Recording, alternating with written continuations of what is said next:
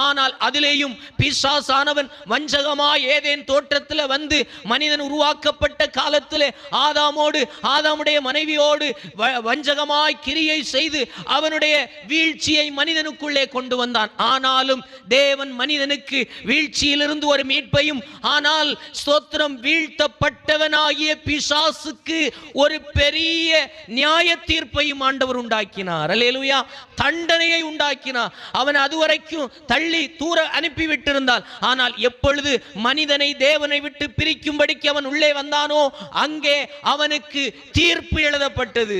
இப்பொழுதும் அவனுக்கு தீர்ப்பு எழுதப்பட்டதுனால அவனுக்கு கொஞ்ச காலமே உண்டென்று சொல்லி அவன் நல்லா அறிந்து கொண்டு அவன் துரிதமாய் வேலை செய்து கொண்டிருக்கிறான். அல்லேலூயா.